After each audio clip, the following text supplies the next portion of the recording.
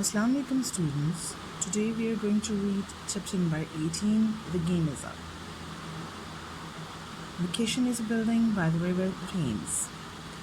On the River Thames in East London, there is a place called Jacob's Island.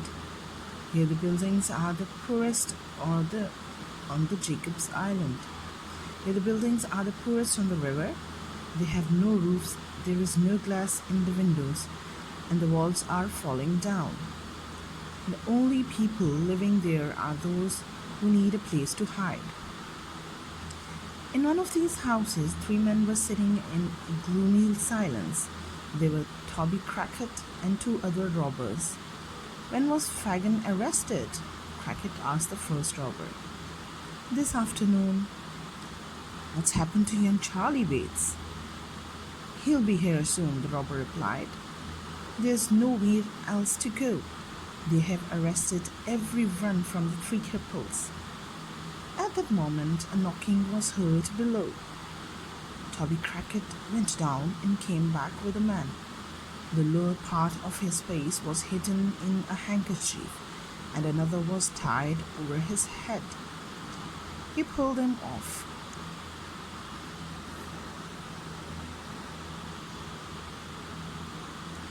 A face the color of ash, sunken eyes, beard of 3 days, it was no more than a shadow of Sykes.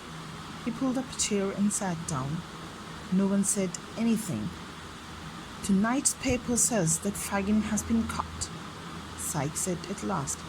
Is it true? True. They were silent again. For God's sake, cried Sykes, have you nothing to say? There was another knock downstairs. Crackit left the room and came back with Charlie Bates. Behind him, Toby said to the boy as he caught sight of Sykes, sitting looking at him, Why didn't you tell me he was here?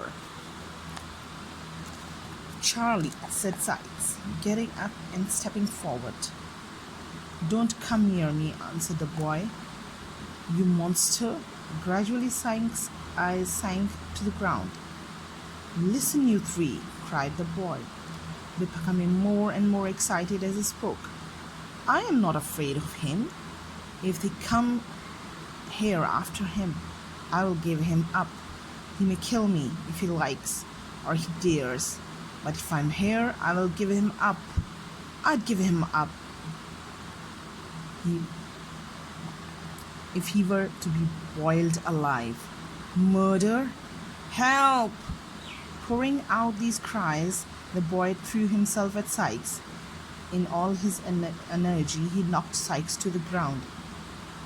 The boy and the man rolled on the floor together, but Sykes was stronger. Soon he was on top of Charlie, and his knees was on his throat. Suddenly, Crackit pulled him back and pointed to the window. There were lights, voices, and footsteps. Then came a loud knocking at the door. Help!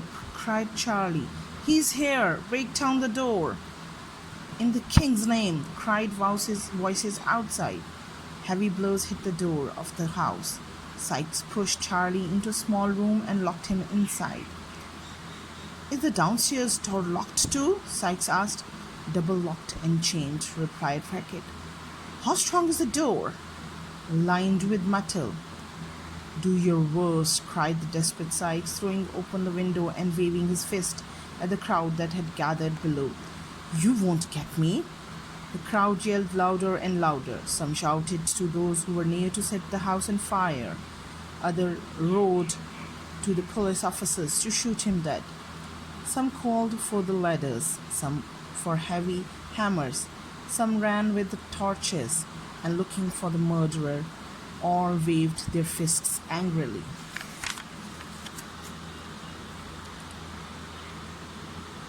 The tide, cried the murderer as he shut the window. The tide was in as I came up. Give me a longer rope. They're all in front. I can drop into the water at the back and get away. Give me a rope. The man pointed to where ropes were kept. Sykes quickly found a long one and went out onto the roof. All the windows at the back of the house had long ago been bricked up, except a small one in the room where he had locked Charlie Bates.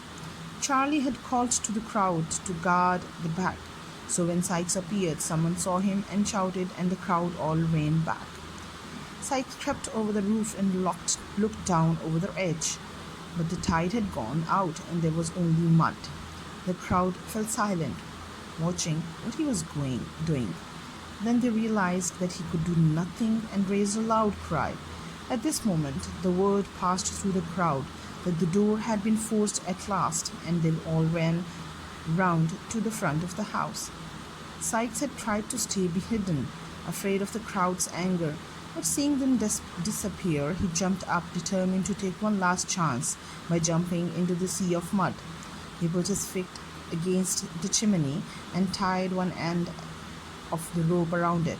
He tied the other end into a strong circle to go around his body. He had his knife ready to cut the rope when he reached the ground.